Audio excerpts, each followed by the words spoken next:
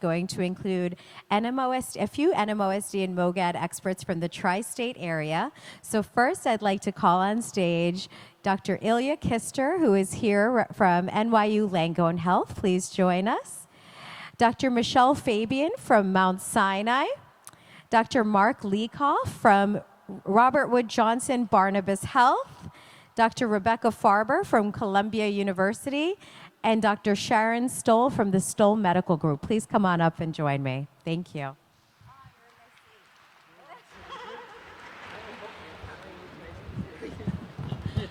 I'm going to grill all of you.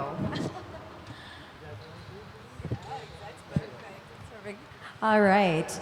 I thank you all for being here. It's a Sunday. I know you have better things to do on the weekend, but we really love that you took time out of your personal lives to be here with not just our live audience, but our virtual audience who's here from all over the world. So this session is to understand NMOSD and MOGAD from the clinician perspective. All of these doctors on stage here not only treat NMOSD and MOGAD, but they also do a ton of research on it. They spend a lot of time over the many years they've been involved in neuroimmunology, working on our diseases. So what an honor to have them on stage today. So I am going to start with some basic questions, and I will start with Dr. Kister. Can you please share the 2023 definition of NMOSD and what are the common symptoms of the disease? So the first thing that you want to pay attention when you diagnose any disease really, but especially NMO, is whether the clinical picture fits the disease. And there are several classic presentations for NMO. Probably the most common one is optic neuritis, is inflammation of the optic nerve, the nerve that connects the eye to the brain. And it usually causes a characteristic constellation of symptoms. There is often eye pain, usually on movement, loss of some visual acuity, often centrally, loss of color vision. And this typically develops over the course of days, if not weeks, and then usually slowly subsides. This is the typical pattern of inflammation we see. In contrast, some other conditions like stroke would develop more quickly. Something like a tumor would develop usually more slowly over the course of months. So the tempo of the symptoms and what the symptoms are critical to give you the first hunch as to what the diagnosis is. There are several other presentations. We don't necessarily need to go through all of them, but the most common one are optic neuritis and myelitis, inflammation in the spinal cord. And once a clinician have the suspicion of these diseases, they usually will do testing to confirm whether their hunch is correct or not. And the most common tests that are done almost always are MRIs. You know, if it's optic nerve involvement, you do MRI of the brain and the optic nerve, spinal cord, you do MRI of the spinal cord. And if you're still thinking that this might be an NMO, then you do the antibody testing in the blood, aquaporin 4 antibody testing. And if everything fits together, the clinical, the MRI, and the antibody, then you have your diagnosis, as long as it's not something else that may be mimicking it. There is also NMO without aquaporin 4 antibody, which is quite rare and more complicated. So I think I will stick to the one with the antibody. Thank you. That was a very good answer. Same question. I'm going to jump around a little bit. Dr. Fabian, what is the 2023 definition of MOGAD, which has obviously come a very long way, and what are the common symptoms of the disease? Okay, so first of all, thank you for having me here, and it really is a privilege to talk to you all about this. So Dr. Kister and I and the other people on this panel, we've been treating people with aquaporin 4 positive disease for many years now. But MOGAD is a little bit of a new kid on the block. It wasn't, I mean, it's always been there, but now we recognize it. And so we do have new criteria to help us make an accurate diagnosis. And it's the same thing as Dr. Kister said, where there are core clinical characteristics for the disease.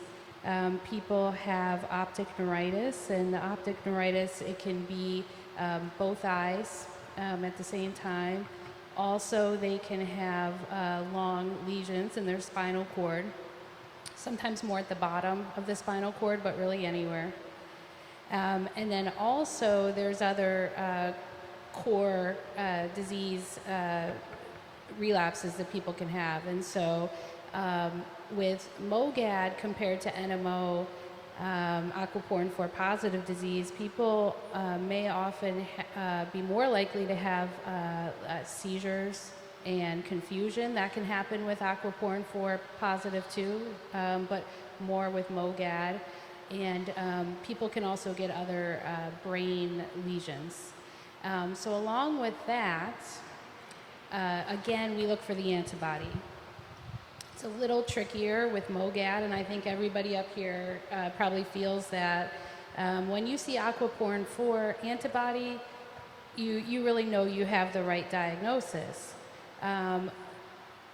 We will still think about it, of course, to make sure the person has the symptoms we would expect, but with MOGAD, it's a little trickier. And so the new criteria, they say, if it's a high antibody titer, if it's a high level, then again, if you have that core characteristic, you have the right diagnosis. If you have a low titer, then you have to keep thinking, is there another condition that may be at play here? And so when you have the low titer, you can use other things to help you make the diagnosis. We're still learning. Yeah, it's evolving almost every day, I feel like. Yes. MOGAD has come a really long way.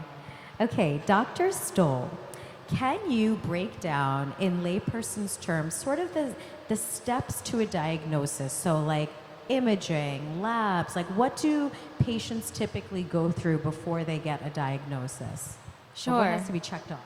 Sure. Well, first of all, thank you so much for having me and for everybody coming out with the rain outside. And I just want to say this is such a gorgeous venue. I almost want you to help me plan my son's bar mitzvah because your taste is incredible.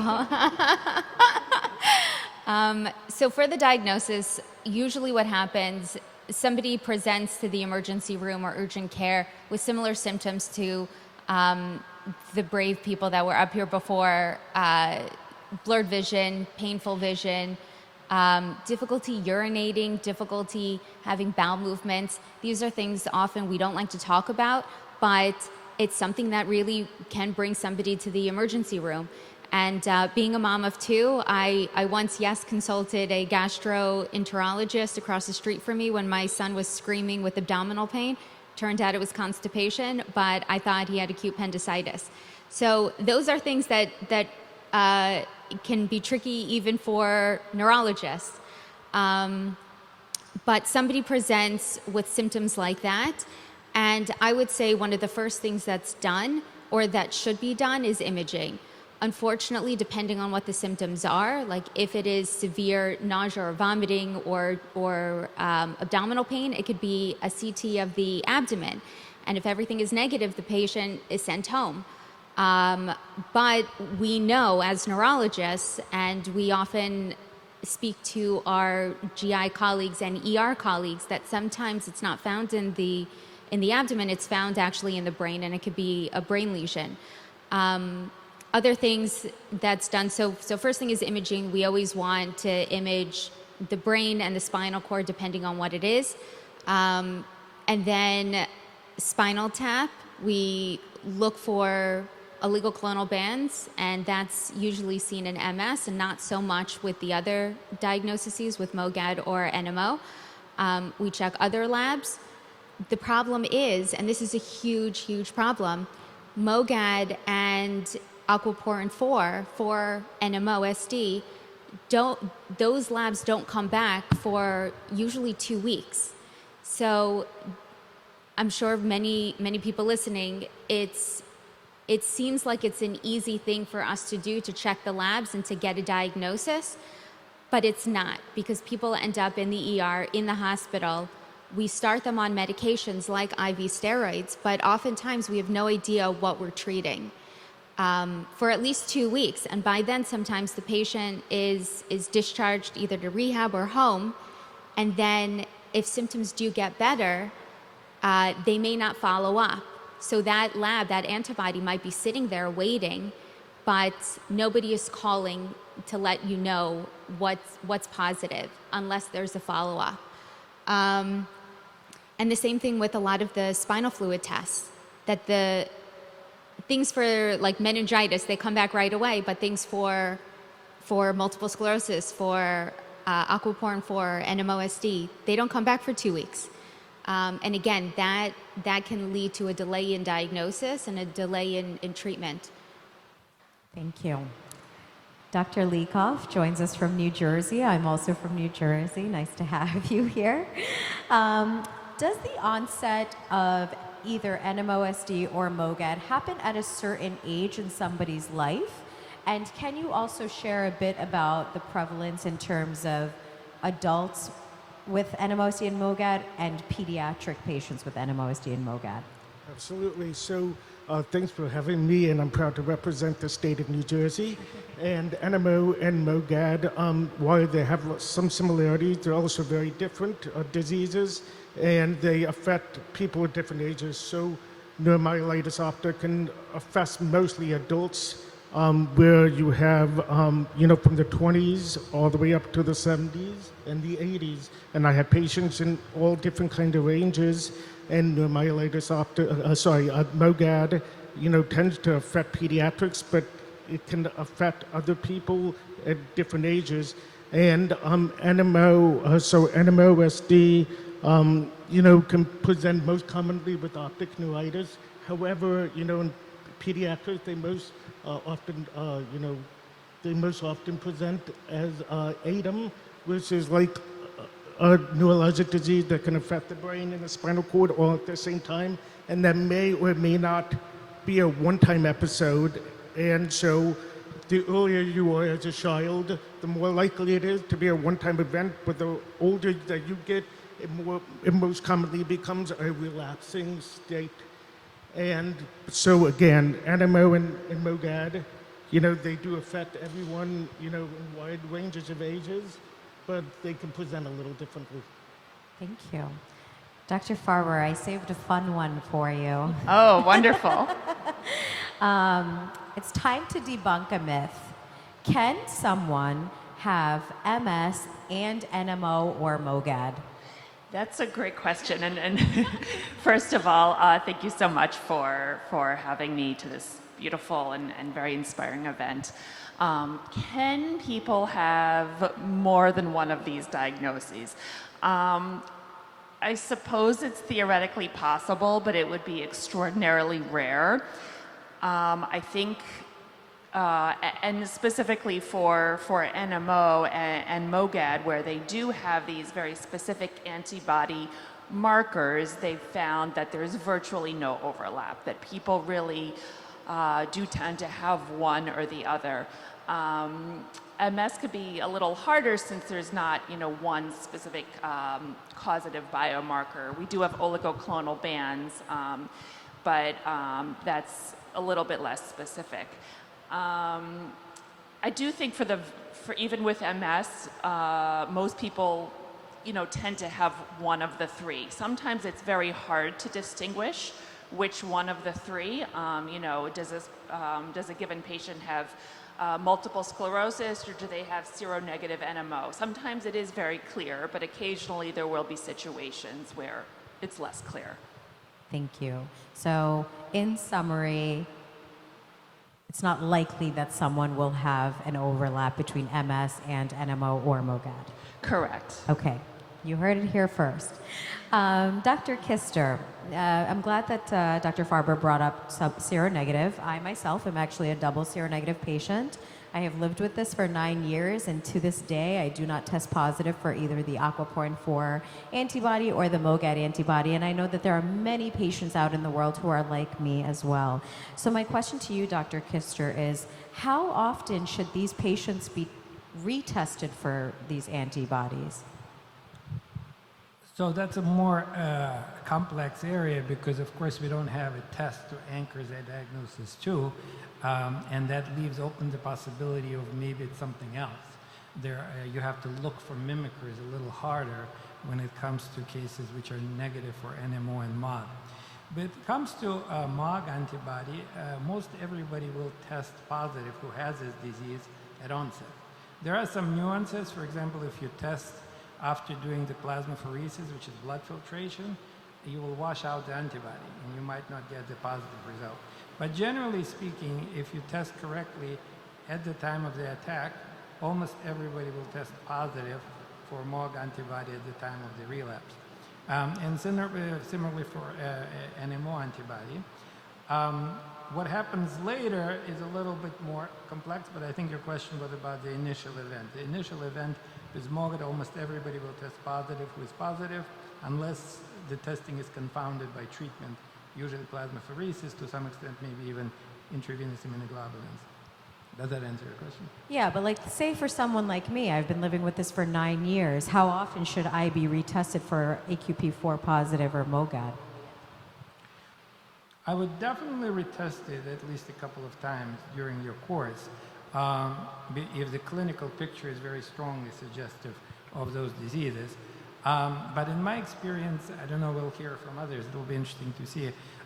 It's rare that somebody tests negative serially, especially if they're negative at the time of the attack, and then all of a sudden they test positive. I can recall only a single patient with lupus in whom this happened, and the titers were very low, so I'm not even sure about that. I don't know what other people think. I want to add one other thing that you guys should be aware of is there's different tests to test for those antibodies. Some of these antibodies are more sensitive to detecting it, and the one type of assay that should be done is called cell-based assay, and a lot of general neurologists do not tend to use that, so you can always have what we call a false negative. So it's always important to know what type of testing you had and whether it was cell-based assay or not. Thank you. Does anyone else want to add anything? Yeah. Rebecca, you want to go first? You were diagnosed 9 years ago, and we all have to keep in mind that MOGAD, the antibody test, became commercially available in 2019, so not that long ago. So during your first attack, the test wasn't commercially available yet. That's true. And if you've been on a medication that depletes your antibodies, and you continue on that medication, it's possible you'll never be positive. That's very true. That's very true. Thank you. So, to Dr. Farber and Dr. Fabian, what, in your estimation, what percentage of the patients in this sort of myelitis pool are double seronegative, or in your personal clinics or experience? Sure. So in the myelitis pool, so I would say a decent number, because myelitis can have a number of causes. Sometimes we have a single episode of myelitis that we never find an associated disease, and it's likely never to recur. That's what we call idiopathic myelitis, where there's no clear identifiable cause. And that's kind of a diagnosis of exclusion. We have myelitis that can happen with multiple sclerosis. We have myelitis that could be infectious myelitis, and we also have myelitis that can be associated with various rheumatologic diseases like lupus or diseases like that, as well as the NMO and MOG. So, you know, the differential diagnosis for single episode of myelitis is actually quite broad. I mean, I agree with all of that.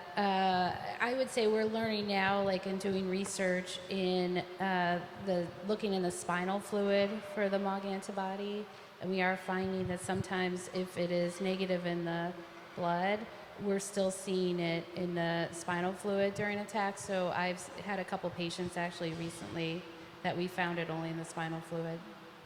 Wow, I did not know that, but that's really good to know. I'm going to open this question to anyone who wants to answer. How rare are these diseases actually in numbers?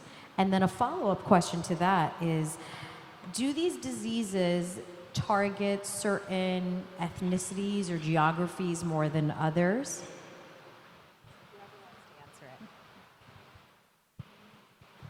Okay, fine, I'll call on you. Dr. Kister. Sure. I'll take the last part of your question. It's actually interesting because MOGAD doesn't appear to have predilection to any particular race or ethnicity. And if you have a large cohort of MOGAD patients, you see a representation of everybody. Not so much with NMOSD, which is a disease that affects people of Asian descent and of African ancestry much more. In our clinic, actually, we see a lot of NMO patients. 80% are immigrants. They come from the Caribbean, from South America, that's probably the most common countries. From Africa, we've had patients from Ghana and the Far East. It's much less likely to see it among Caucasian population, especially among men. I actually have seen only a single man who is aquaporin 4 positive, probably paraneoplastic case. So that, I think, answers part of your question. Different demographics, very obvious differences between them. And in terms of the prevalence, so let's say it depends on the country. There are some countries where it seems to be a little bit more common than others. But let's say in New York City area, it is supposed to be that in an MS center, out of 100 cases of MS, there may be a few percentage who have those other diseases. You know, it's a small minority. So let's say if you follow a couple of thousand patients with MS, there will be probably 100, 200 with NMO or NMOSD. It's estimated that the incidence, so how many patients are diagnosed with MOGAD, let's say it's about 1 in a million. I think it's an underestimate because I can't possibly be the only one seeing those cases, and I see a few a year, and my colleagues, I'm sure, see a few a year just as well. So I think this is very much in flux, and the estimates are still on the low end. Dr. Fabian, can you tell us a little bit about how rare are these diseases in numbers? Like, just elaborate a little bit further on the broader picture, and the male to female breakdown, I think, is important to know as well.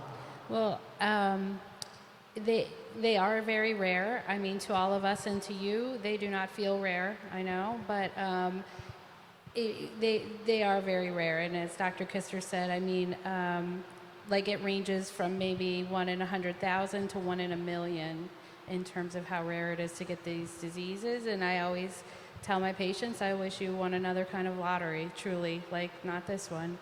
But I am fascinated by the male to female ratio in aquaporin 4. As Dr. Kister said, it's exceedingly rare. I only have 2 patients as well that are male with aquaporin 4 positive disease, and there must be something to that. It's very similar to lupus, and it really affects females far and away more likely.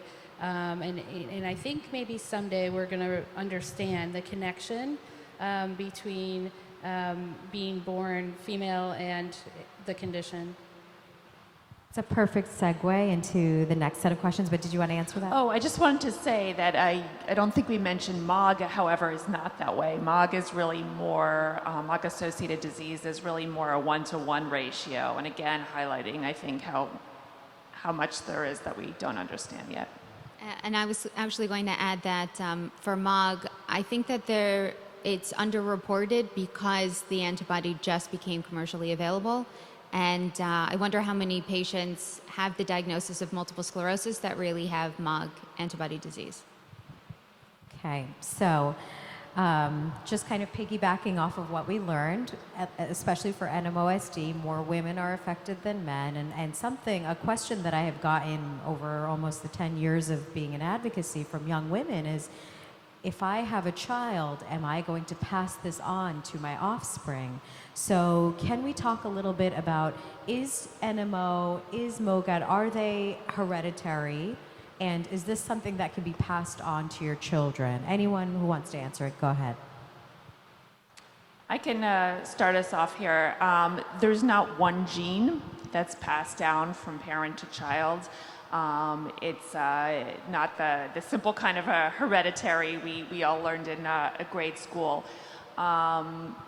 There is an increased risk above the general population, but still far more likely than not, the child will not have one of these diseases.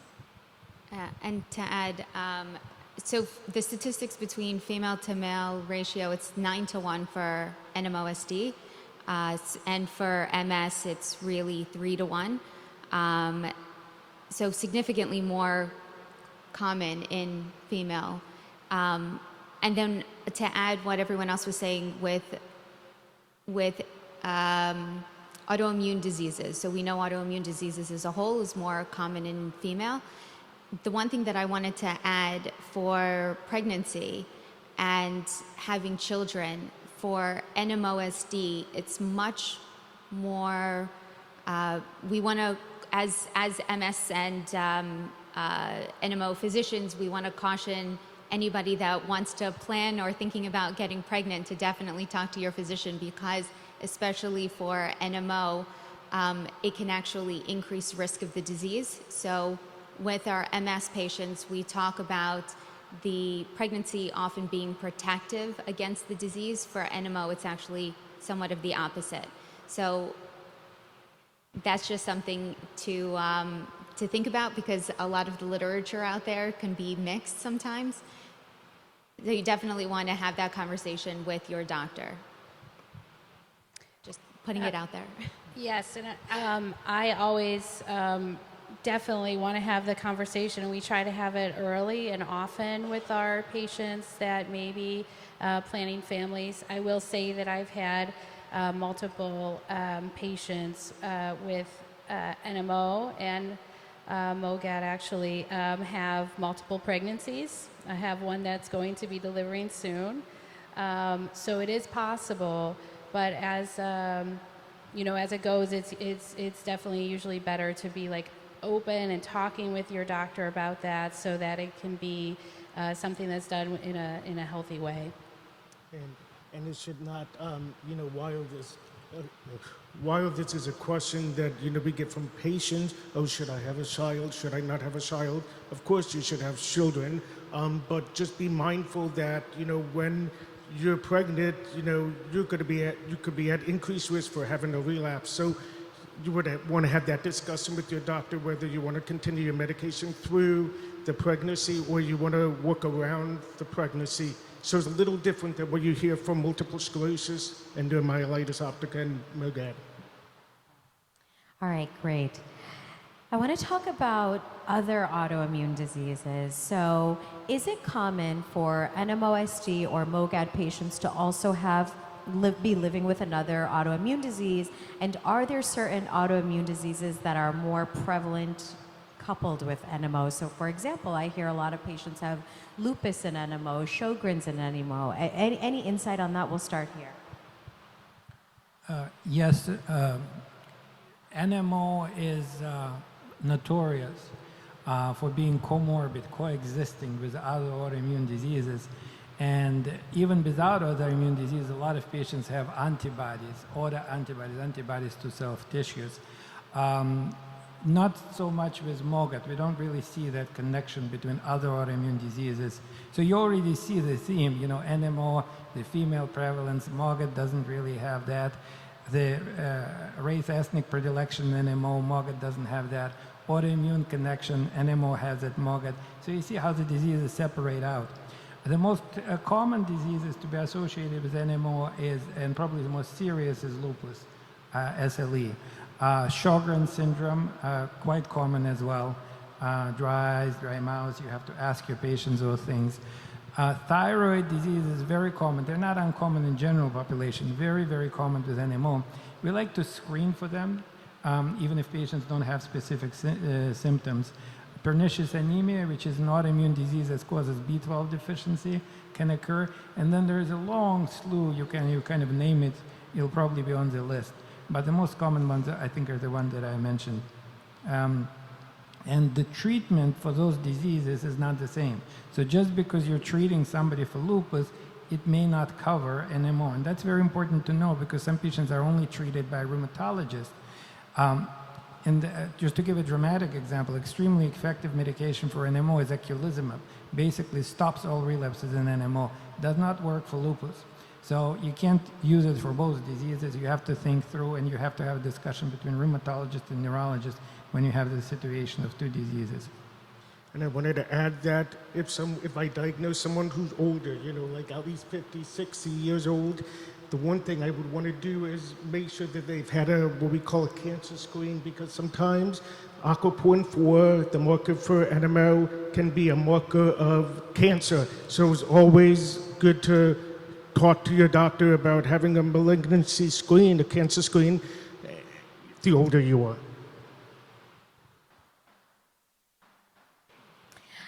Thank you. Our diseases, I think, require and demand a multidisciplinary approach to our care. So in a perfect world, in your opinion, what does that multidisciplinary team look like? And we'll start with Sharon, and then I'll work our way down. Definitely urology.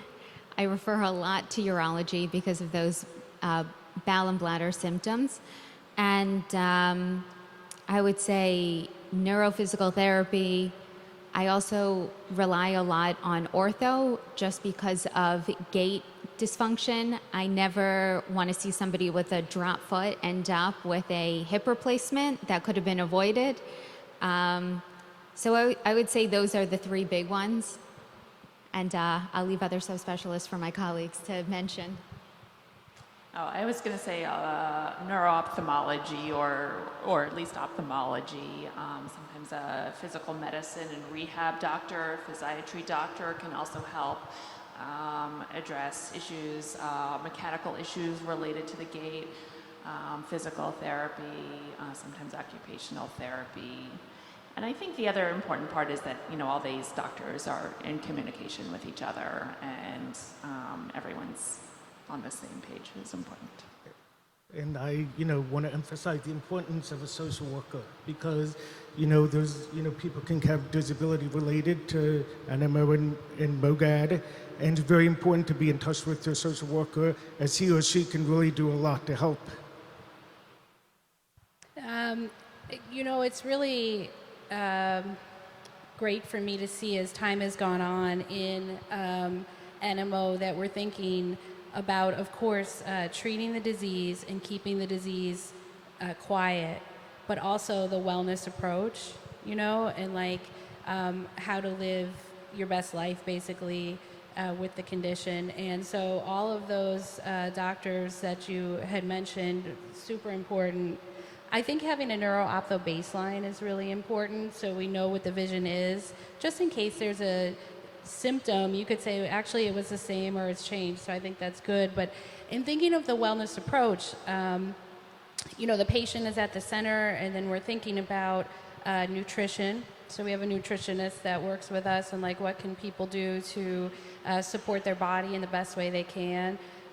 Exercise, physical therapy, rehab doctor, mental health support with the social worker. Those are all key. And I like when the patients were up here before, they actually mentioned the doctor later on in the team that's going to take care of them, because we are a part of the team, and we're here to partner with the patient. But it really does take a village, patient at the center. And there's a lot that people can do with good health behaviors to live their best life. Yeah, I think it depends on the patient and what exactly they happened to them. If they had optic neuritis and they recovered, they might need to see an ophthalmologist, but not so much any of the other doctors. Person has myelitis, hasn't had good recovery, you might consider something like spasticity clinic, where they can do Botox injector, intrathecal baclofen pump.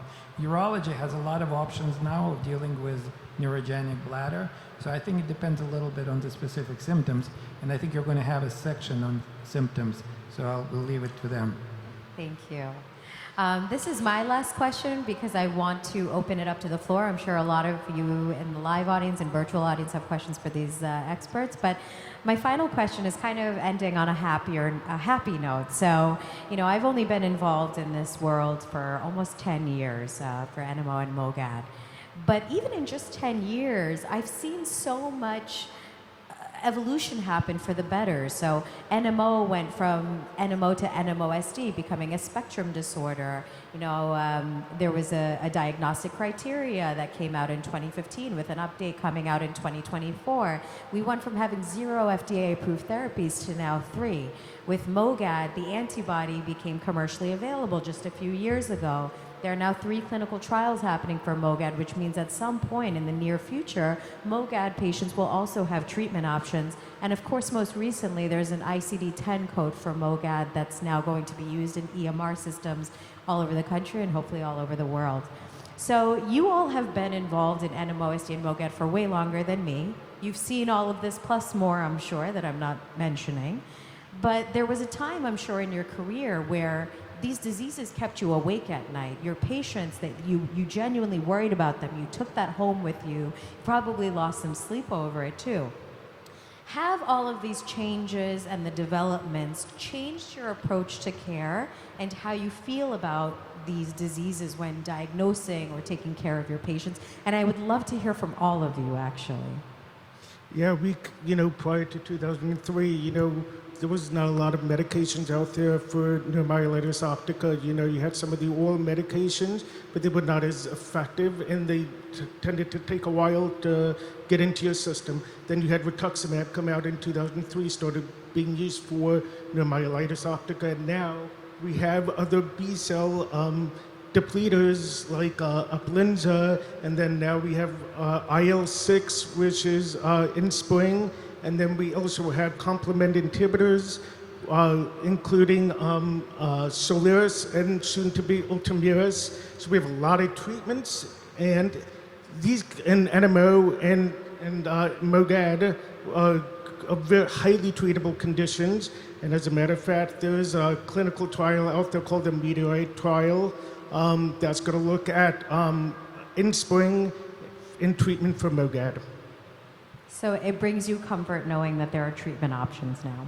Great. Anyone else want to answer this question? How do you feel about the diseases now after all these developments? Yeah, I'll jump in. It's amazing, the evolution over the past 10 years, even the past 5 years with the advent of FDA-approved medications for NMO. As you said, there were a number of patients that used to keep me up at night back in the day, but unfortunately they still do. And some of that is just waiting for a patient to start a medication. I think, unfortunately, there is still delay in getting somebody on a medication with insurance companies, but thankfully we have medications, and just a few years ago we didn't. So that's huge. I mean, it's turned into a chronic disease, but in the best sense, in the sense that, once we make this diagnosis, once we get someone on treatment, many people do very, very well. And I think it's one of my favorite things is, meeting someone who's just gone through the worst experience of their life and saying, no, we can manage this. There are medications. We can keep this at bay. And oftentimes I do find that, for many people, the worst is the beginning, before the diagnosis. And the diagnosis is just part of the solution at this point. I met my first patient with NMO when I was a student doctor in 2004. And there was no antibody testing available for that patient, but I remember it was a younger patient, and the doctor said, this is Devic's disease, and you'll never meet another patient like this again, because they didn't know I was going to be an NMO doctor. And I remember the feeling of just being so scared and feeling helpless as the doctor to help that patient. And, then we watched a lot happen, and have had the privilege to treat a lot of patients with the condition. And, so we've come a long way. We have farther to go.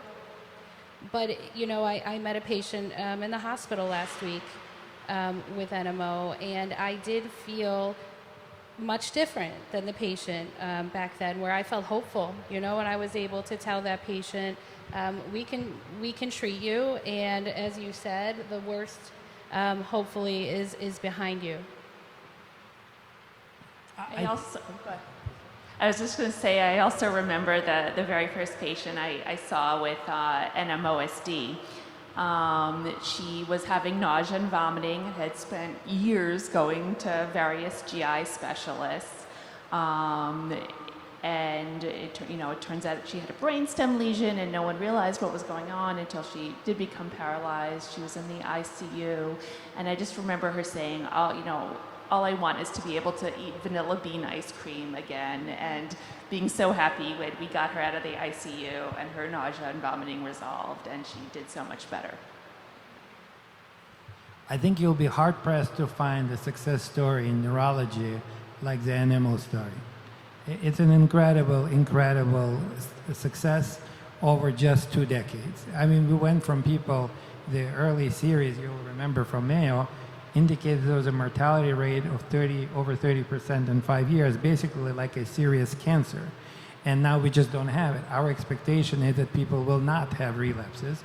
We cannot promise that, cannot guarantee that, but that's what we expect. If people come early, they are diagnosed early, we have a very large NMO clinic.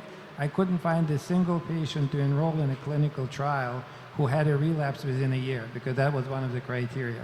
So NMO is just an amazing success story. It's day and night compared to what it was. MOGAD is work in progress very much, and we're making a lot of headway there too. Thank you. And I think that's so good to hear.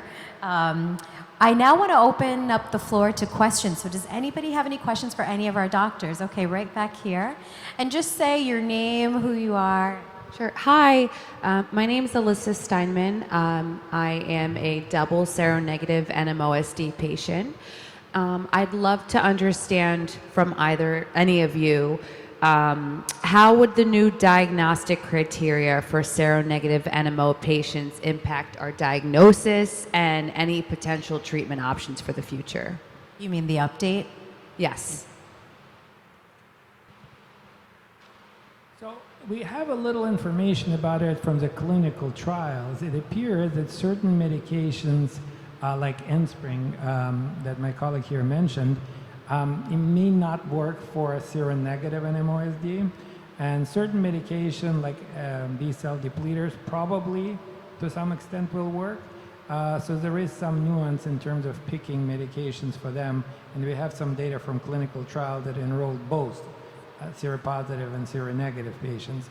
But one thing that I do want to emphasize as well, that you have to look very hard for mimickers of disease. We have seen even genetic diseases that had an NMO, what we call phenotype, that looked like NMO, but they were not, and they required a very different approach.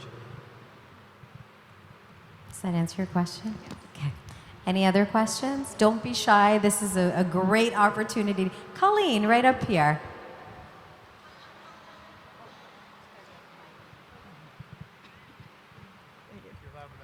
Hi, my name is Colleen, and I have MOGAD, and I'm just wondering about the titers. I tested with a very low titer, but I've also had 9 relapses of optic neuritis in both eyes and an idiopathic transverse myelitis attack when I was first going through all of this. So what do the titers mean now, especially for MOGAD? Yeah, so that's a great question. I can, I guess, start us off. I think,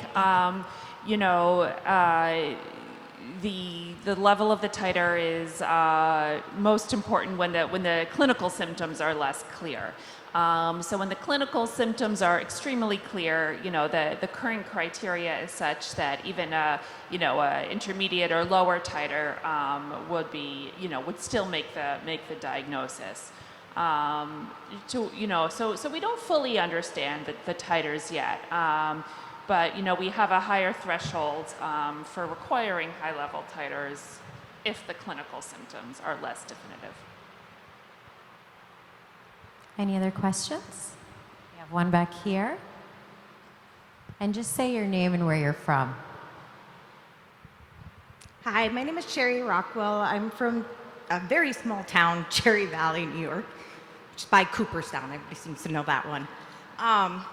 I'm also seronegative. I'm just wondering, I was diagnosed 6 years ago, and if I should, when was the MOG, I can't say it right, but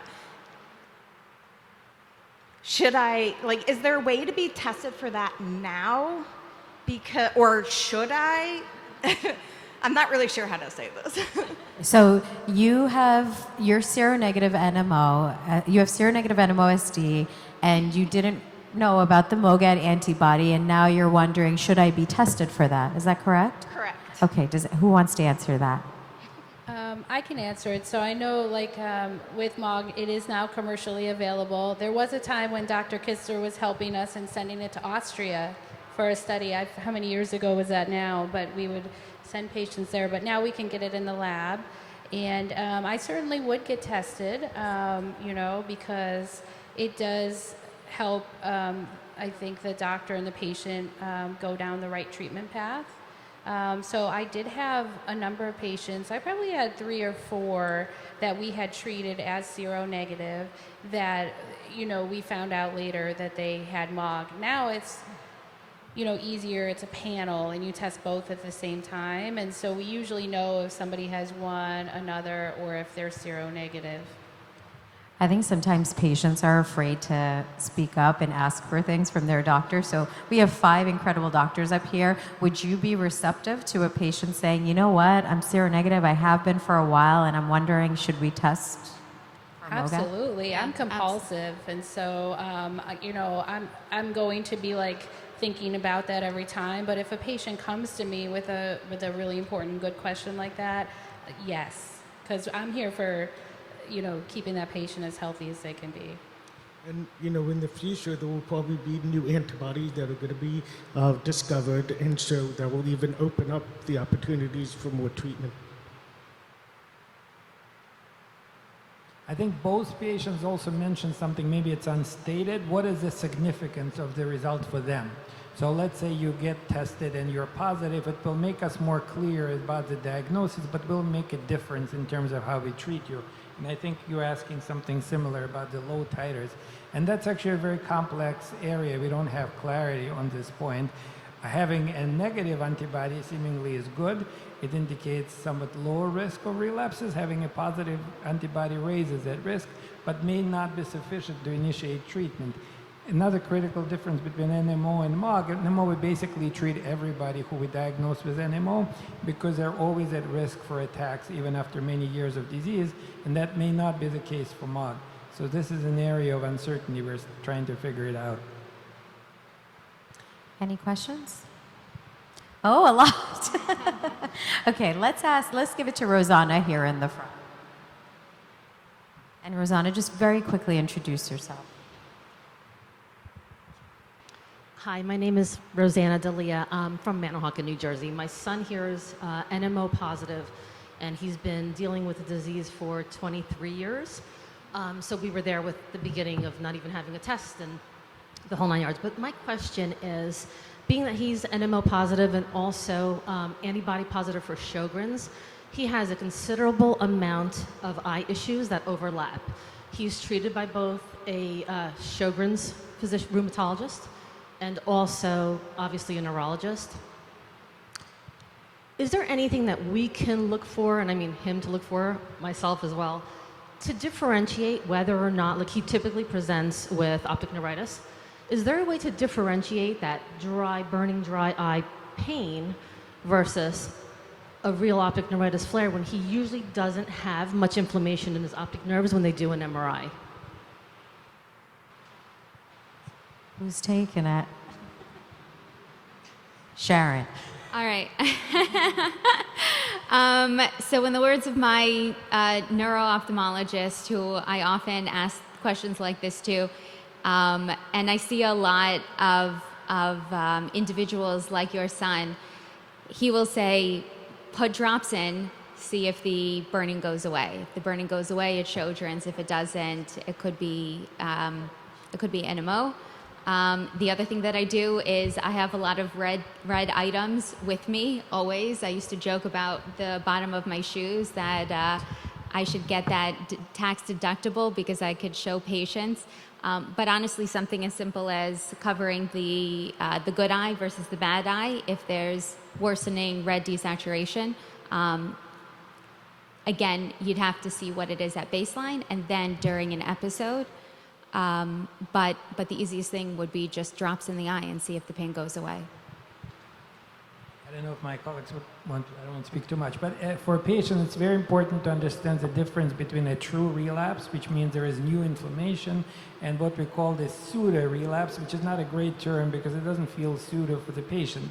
The patient's symptoms fluctuate, they go up and down, and it's hard to know sometimes whether this indicates that there is new disease activity, or for whatever reason there is a certain decompensation, and the symptoms kind of rear their head, so to speak.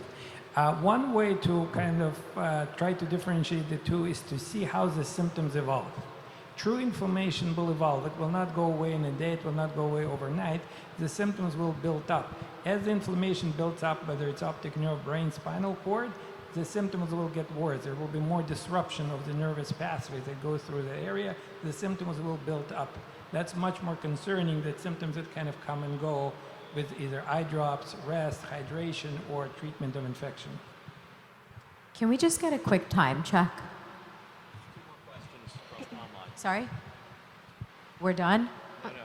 We had a couple questions come Okay, in we have a online. couple of questions. Okay, sorry. Go ahead. So our first question from our... A little louder, please. The first question comes from Ian in Scotland. He's a newly diagnosed patient with MOGAD just as of last month. Ian, we're glad you found our community. He asks, what is the percentage of patients with migraine attacks since childhood presenting with these disorders? I definitely don't know, so somebody up here answer. Did we understand the question? What's the prevalence of migraine attack? Is Migraine that right? attacks. Yeah, I mean, migraine is very common just in the general population, but that is a very interesting question, and I don't know the answer. Is it overrepresented? Does anybody know? I haven't seen anything. People can have headaches in the beginning with MOGAD. I've seen that very often, but like typical migraines the whole way through, I'm not so sure. Yeah, I was going to say, we know migraine disorder is very common with the MS population, and just as a side, in terms of optic neuritis presenting as migraine, those two can usually be differentiated. I haven't seen any reports specifically about migraine disease being then diagnosed as MOGAD, though. Okay. Our second question online is from Anne-Marie, a TSF ambassador from Illinois. She asks, has there been any progress with trying to regenerate optic nerve damage in patients? I lost my eyesight in both eyes and have hopes for stem cell therapies on the horizon.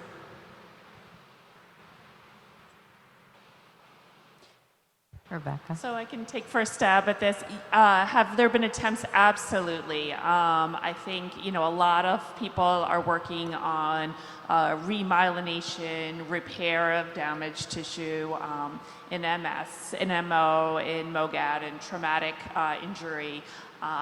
It's proven hard so far, and nothing's quite ready for prime time, but there are a lot of things, in early stage clinical trials, and we're hoping eventually these will come through. Yeah, that's why I said we've come so far, but we have a ways to go, because hopefully we can stop the condition in most everybody, but then we need to repair, and that really is so important in so many of our diseases that we treat. Okay, so that is all the time that we have. Please give a round of applause for these wonderful experts who have taken time to be here with us today. Thank you for your participation, your expertise, your knowledge, for taking care of patients, and for all the research that we're doing. I always say that once I started meeting more key opinion leaders in our space a few years ago, I stopped worrying about our diseases, because I see how much these doctors care about us. It's more than just a job for them. It's more than just an area of interest in research. They really do take these diseases home with them, and they're doing everything that they possibly can for us. So thank you so much to all of you.